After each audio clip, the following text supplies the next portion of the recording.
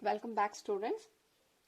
In a previous video we have studied some of the common disease caused by bacteria like typhoid and pneumonia.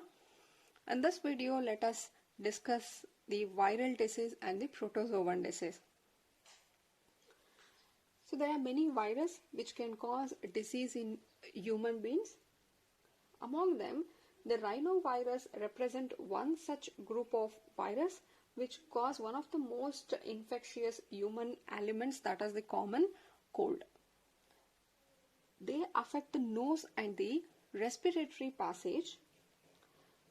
So remember, here the infection is restricted to nose and the respiratory passage. So the respiratory passage meaning it is a channel for airflow through the nose, but it is not affecting the lungs. Whereas in pneumonia we have seen that it is affecting the alveoli of the lungs.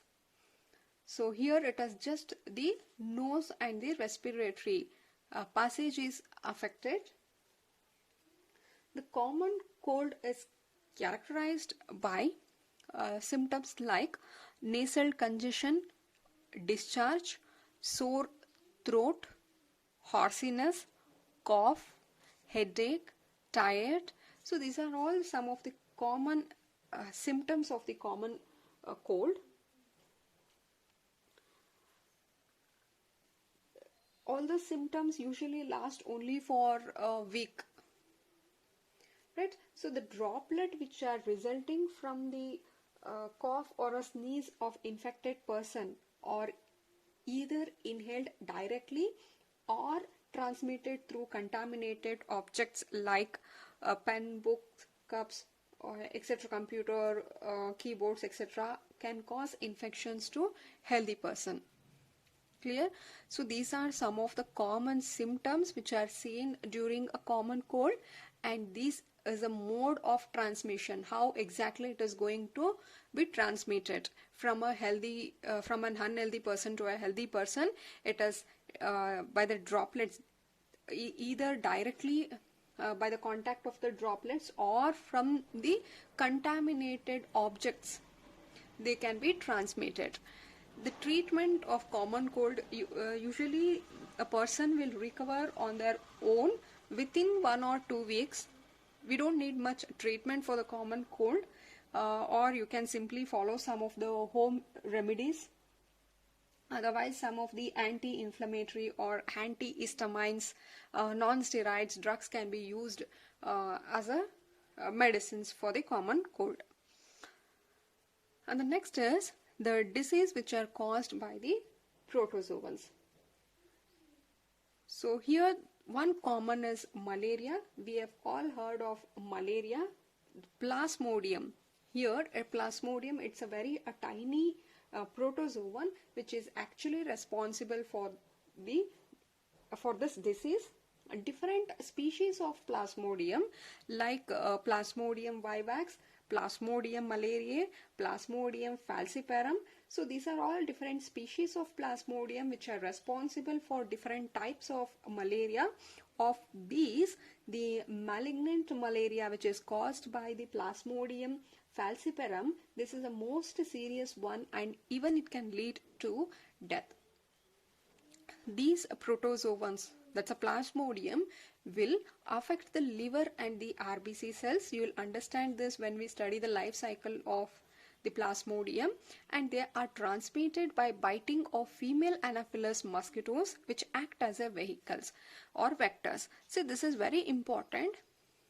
Many of us have a wrong assumption that here the mosquitoes are the one which is causing malaria, but actually the mosquitoes are just acting as a vector.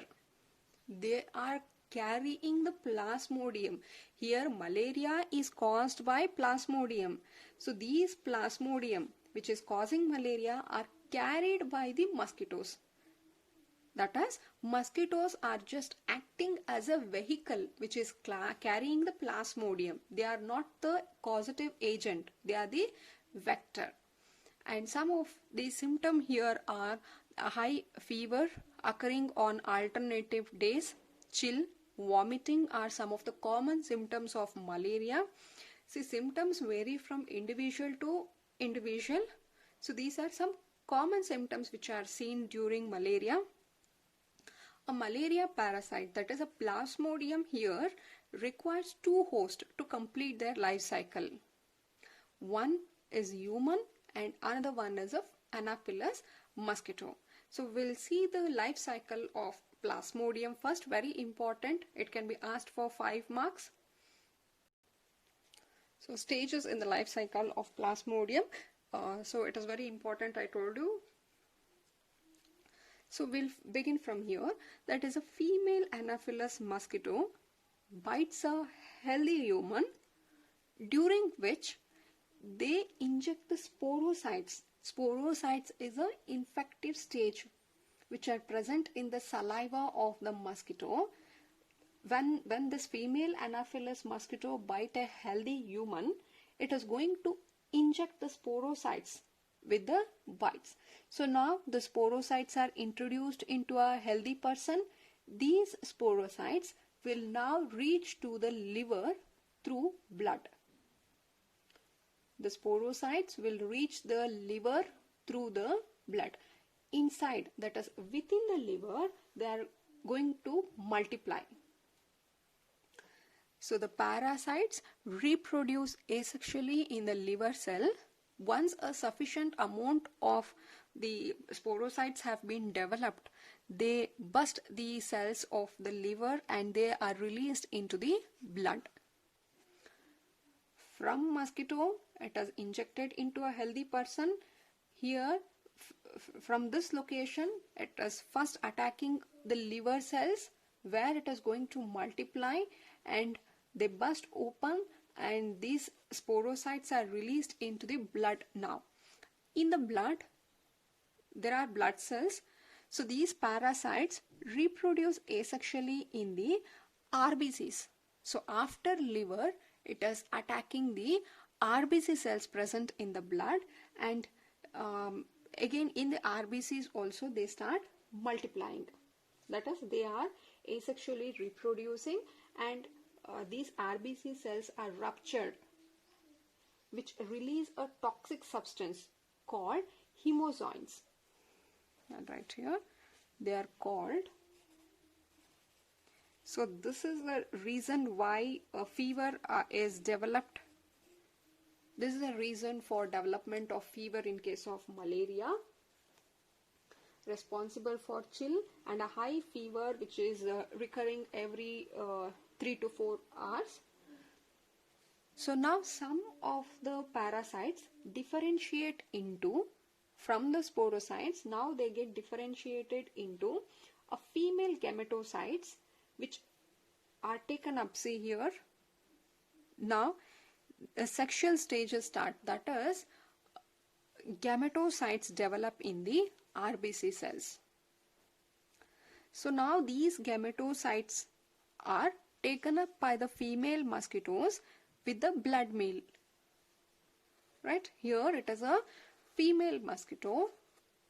Why only female? Because it is only the female mosquitoes which suck the blood, which take up the blood meal. Male mosquitoes, they are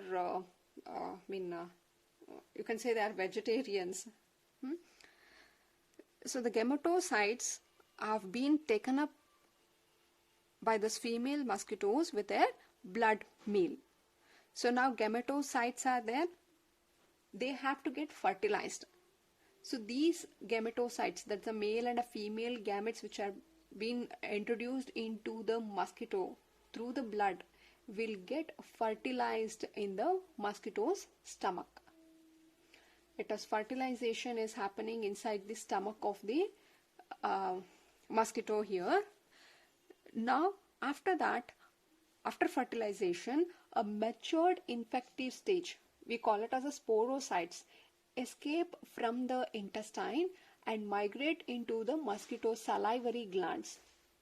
Fertilization took place in the stomach, but after completing fertilization, a matured sporocyte will now come to the salivary glands. So now they are present in the saliva. So again, when the same mosquito bites another a healthy human, the sporocytes which are present in the saliva is introduced into the healthy person, and again the sporocytes will go to the liver, they start multiplying. From liver they go to the RBC cells and they start multiplying, and RBC cells get ruptured, as well as the gametocytes are developed within the RBC cells. So these gametocytes will get fertilized in the stomach of the mosquito, then they released into the saliva, from saliva again to a human, healthy human. So this is a life cycle of Plasmodium. So you can see here it is human being, liver, RBC cells. This is a life cycle. Out of this life cycle, half, that is the development, the asexual reproduction as well as the formation of gametocytes took place in the human. But the fertilization and the development of sporocytes took place in the mosquito. So a Plasmodium, if has to complete a life cycle, it needs both the human and mosquito. Right? So this is what we meant previously. It requires two hosts to complete their life cycle. One is human and another one is called Anopheles mosquito. Right? And here they are going to affect the liver and RBC cells. Hope I'm clear with the stages in the life cycle of Plasmodium. This is one of the important questions which can be asked for 5 marks. So practice this life cycle. Right?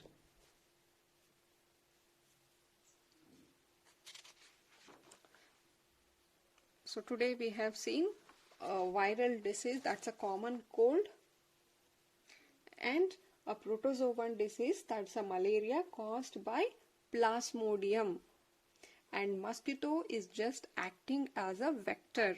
It is the one which is carrying a Plasmodium to a healthy person. So that's the reason why we call it as a vector.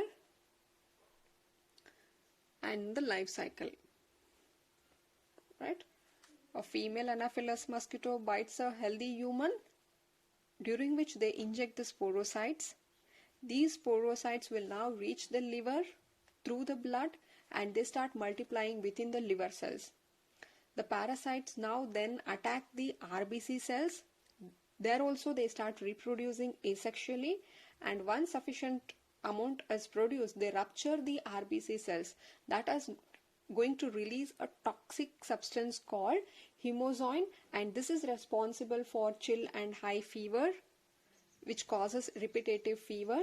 And some of the parasites will get differentiate into gametocytes, male and a female gametocytes, which are taken up by the mosquito during bite, that is when it sucks the blood. Even the gametocytes which are present in the blood will reach to the stomach of this mosquito. Inside the stomach of the mosquito, the fertilization, that's a formation of gametes, and fertilization takes place within the intestine of the mosquito, and the zygote develops and forms thousands of sporocytes.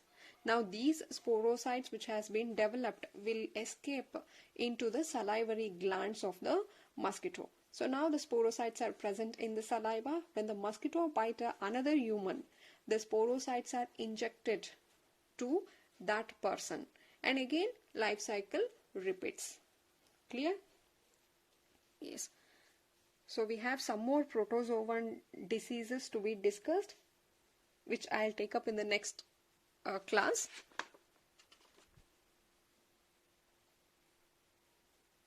We need to discuss this amoeboic dysentery, which is again caused by a protozoan. Then we will discuss some of the helminthes, that is ascariasis, and fungal diseases. Right? Thank you.